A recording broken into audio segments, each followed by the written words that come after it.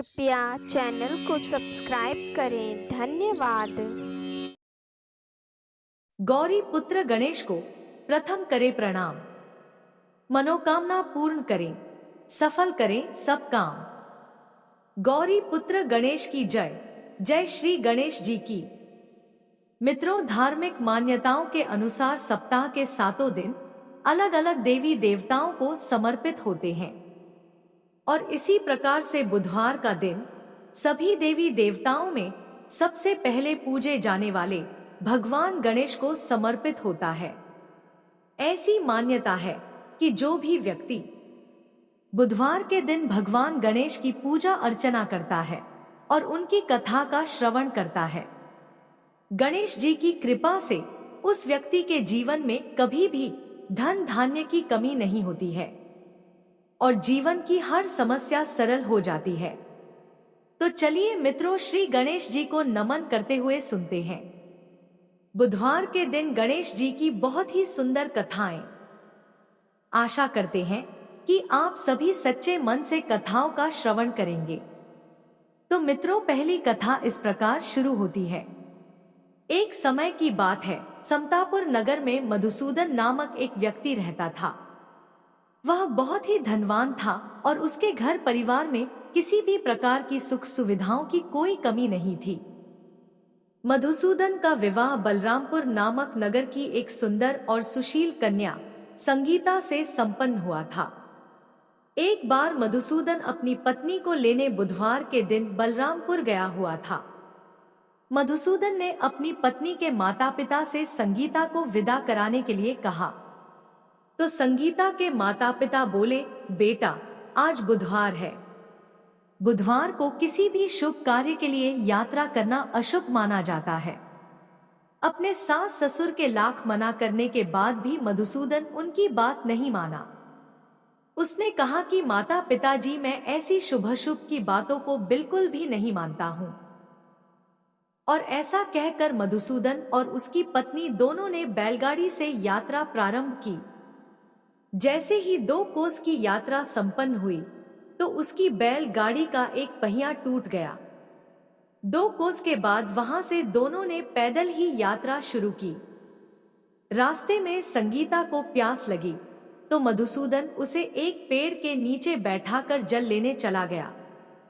थोड़ी देर बाद जब मधुसूदन कहीं से जल लेकर वापस आया तो वह बुरी तरह हैरान हो उठा, क्योंकि उसकी पत्नी के पास उसकी ही शक्ल सूरत का एक दूसरा व्यक्ति बैठा था। संगीता भी मधुसूदन को देखकर हैरान रह गई। वह दोनों में कोई अंतर नहीं कर पाई। मधुसूदन ने उस व्यक्ति से पूछा, तुम कौन हो और मेरी पत्नी के पास क्यों बैठे हो? मधुसूदन की बात सुनकर उस व्यक्ति ने कहा, अरे भाई, यह मेरी पत्नी संगीता है। मैं अपनी पत्नी को ससुराल से विदा करा कर लाया हूँ। लेकिन तुम कौन हो जो मुझसे ऐसा प्रश्न कर रहे हो? मधुसूदन ने कहा, तुम जरूर कोई चोर या ठग हो। यह मेरी पत्नी संगीता है। मैं इसे पेड़ के नीचे बैठाकर जल लेने गया था। इस पर उस व्यक्ति ने कहा, अरे भाई, झूठ तो तुम बोल रहे हो। संगीता को प्यास लगने पर जल लेने तो मैं गया था। मैंने तो जल लाकर अपनी पत्नी को पिला भी दिया है। अब तुम चुपचाप यहाँ से चलते बनो, नहीं तो किसी सिपाही को बुलाकर तुम्हें पकड़वा दूंगा। दोनों एक दूसरे से लड़ने लगे। उन्हें लड़ते देख बहुत से लोग वहां एकत्र हो गए। नगर के कुछ सिपाही भी वहां आ गए। सिपाही उन दोनों को पकड़कर राजा के पास ले गए। सारी कहानी सुनकर राजा भी कोई निर्णय नहीं कर पाया। संगीता भी उन दोनों में से अपने वास्तविक पति को नहीं पहचान पा रही थी। राजा ने दोनों को कारागार में डाल देने के लिए कहा। राजा के फैसले पर असली मधुसूदन भयभीत हो उठा। तभी आकाशवाणी हुई, मधुसूदन, तूने संगीता के माता पिता की बात नहीं मानी और बुधवार के दिन अपनी ससुराल से प्रस्थान किया। यह सब भगवान बुधदेव के प्रकोप से हो रहा है।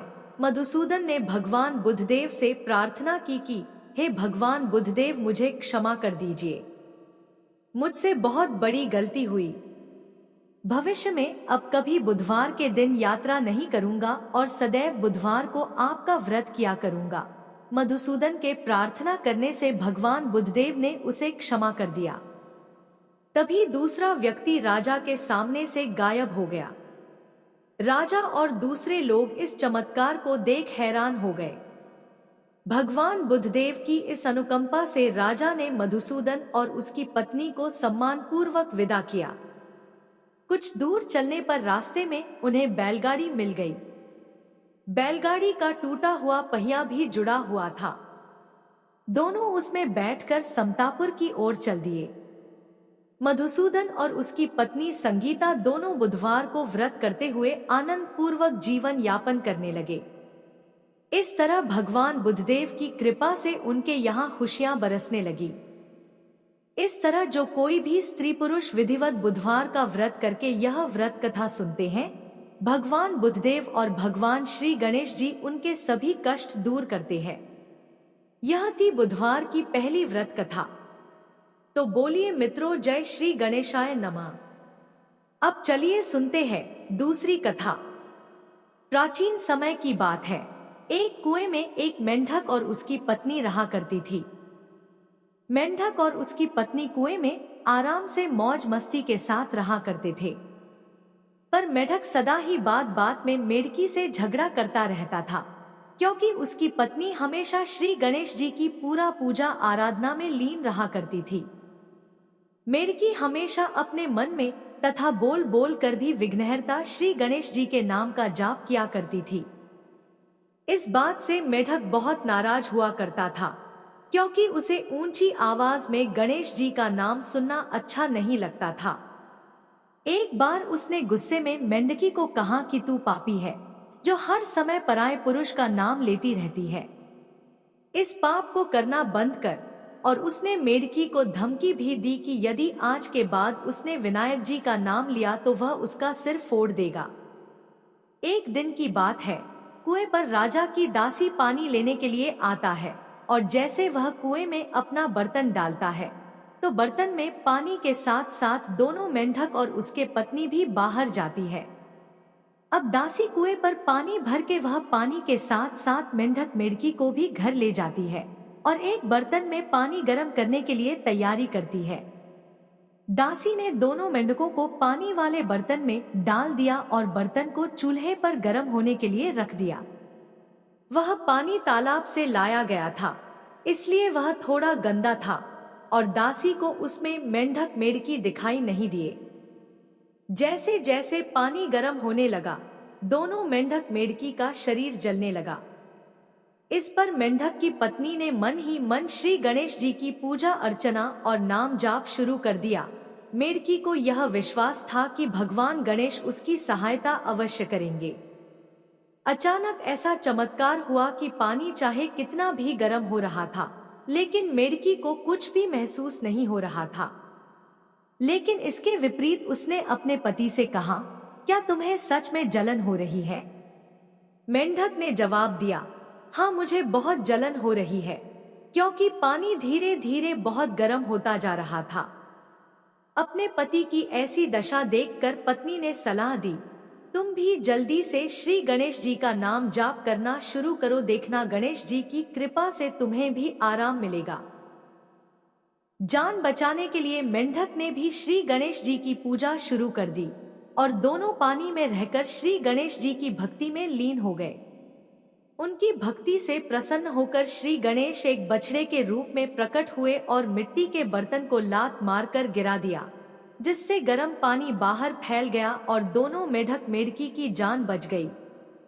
अब तो दोनों मेंढक खुशी खुशी तालाब में लौट गए और उस दिन से अब वे अपना हर दिन भगवान गणेश की पूजा अर्चना में बिताने लगे और वे दोनों श्री गणेश जी के बड़े भक्त बन गए। कथा समाप्त हुई तो बोलिए गजानन महाराज की जय हो। हे गणेश जी महाराज, जैसा सुख आपने मेढक और मेढकी को दिया वैसा ही सुख सबको देना। कथा समाप्त हुई। बोलिए मित्रों, विघ्नहर्ता श्री गणेश की जय हो। जय हो गजानन महाराज की। अब सुनते हैं तीसरी कथा। एक नगर में एक मालिन रहती थी। उस मालिन का एक अत्यंत ही सुंदर पुत्र था, परंतु किसी बीमारी के कारण उसके पति का स्वर्गवास हो गया था और अब वो अपने पुत्र और सास के साथ रहा करती थी। उस मालिन की सास अत्यंत ही कठोर हृदय की स्त्री थी और सदा ही अपनी बहू को कष्ट और पीड़ा देती थी। और इसी प्रकार से एक दिन सास ने गुस्से में आकर अपनी बहू और पोते को घर से निकाल दिया। कोई आश्रय न होने के कारण वे दोनों रोते चलते चलते एक जंगल में जा पहुंचे और वहां एक बड़े पेड़ के नीचे बैठ गए। वहां से थोड़ी दूर पर एक गणेश जी का मंदिर था। इस मंदिर में बहुत लोग रोज गणेश जी के दर्शन करने आते थे। सभी भक्त दर्शन करके गणेश जी को प्रसाद चढ़ाते और फिर वही प्रसाद सबको बांट देते थे। इसी प्रकार से गणेश जी के प्रसाद से माँ और बेटे का गुजारा होने लगा। गणेश जी की कृपा के कारण अब तो दोनों माँ बेटे गणेश जी की पूजा पाठ में लग गए। एक दिन उन्होंने सोचा कि क्यों न हम भी जंगल से फूल लाकर बेचें, और इस प्रकार से वे रोज जंगल से फूल लाकर उसकी माला बनाकर बेचने लगे। साथ में पूजा की सामग्री और प्रसाद भी बेचने लगे। इससे उनकी आमदनी होने लगी और धीरे धीरे गणेश जी की कृपा से आमदनी बढ़ने भी लगी। जल्दी ही उन्होंने अपना एक मकान और एक दुकान बना लिया। उस नगर के राजा की लड़की मंदिर में रोज पूजा करने आती थी।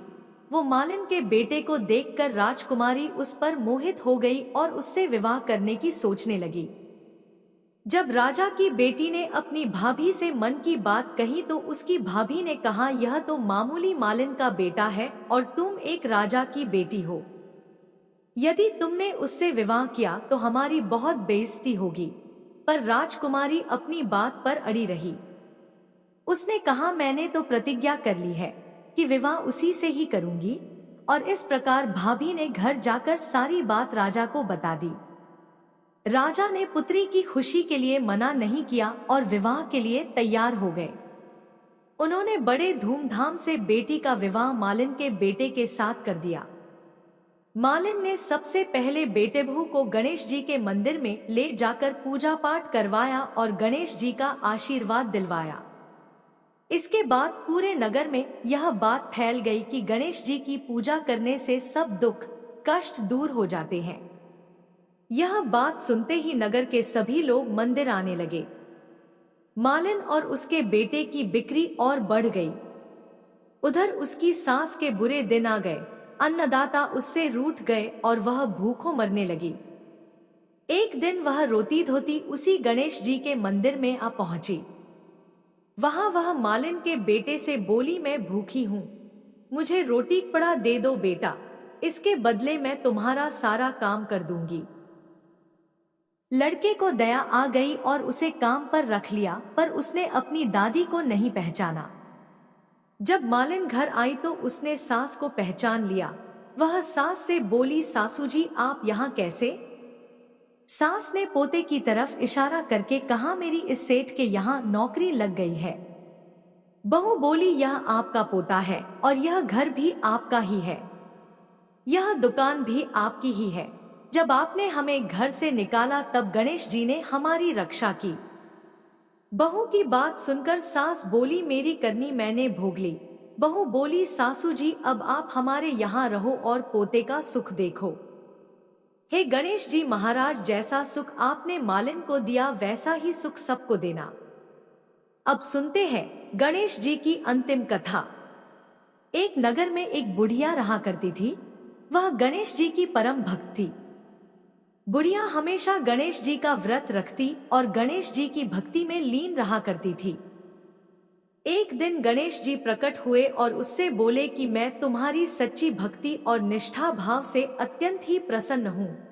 तुम जो चाहो मांग लो, आज तुम्हारी हर मन की मुराद पूरी होगी। इस पर बुढ़िया ने गणेश जी से कहा कि मुझे तो मांगना नहीं आता, मैं आपसे कैसे कुछ मांगू? आपने तो बिना कुछ मांगे ही मुझे सब कुछ दिया हुआ है। अब मेरी मांगने की आपसे कोई इच्छा नहीं। तब गणेश जी ने कहा कि तुम अपने बेटे और बहू से सलाह लेना और फिर कुछ मांग लेना। इस पर बुढ़िया ने अपने बेटे से कहा, कि गणेश जी मेरी सच्ची भक्ति से प्रसन्न हुए हैं और उन्होंने ने मुझे कुछ मांगने को कहा है। मैं गणेश जी से क्या मांगूं? बुढ़िया के बेटे ने यह सुनकर कहा कि माँ धन मांग ले। जब बुढ़िया ने अपनी बहू से पूछा कि पुत्री गणेश जी ने मुझे कुछ मांगने को कहा है, मैं उनसे क्या मांगूं? उसकी बहू ने कहा कि माँ नाती मांग ले। बुढ़िया ने पड़ोस के लोगों से भी इस बारे में पूछा तो उन्होंने कहा कि धन और नाती का तुम्हें क्या लाभ है? तुम अंधी हो, अपने लिए गणेश जी से आंखों की रोशनी मांग लो। इसी प्रकार से बुढ़िया सबकी सलाह लेकर रात में सो गई। बुढ़िया जब अगले दिन उठी और गणेश जी की पूजा की तो इस समय गणेश जी फिर से प्रकट हुए। बुढ़िया ने गणेश जी से कहा कि आप अगर मुझसे प्रसन्न हैं तो 9 करोड़ की माया दो, निरोगी काया दो, अखंड सुहाग दो, आंखों की रोशनी दो, नाती और पोता दो, सुख और समृद्धि दो और जीवन के अंत में मोक्ष दो। इस पर गणेश जी ने कहा कि बुढ़िया माँ, तुमने तो मुझे ठग लिया, लेकिन जाओ तुम्हारी सब मनोकामनाएं पूरी हों। और ऐसा कहकर गणेश जी वहां से चले गए। इस तरह गणेश जी की कृपा से बुढ़िया को सब कुछ प्राप्त हो गया। मित्रों, यह थी गणेश जी की कथा महिमा। बोलिए जय श्री गणेश जी की।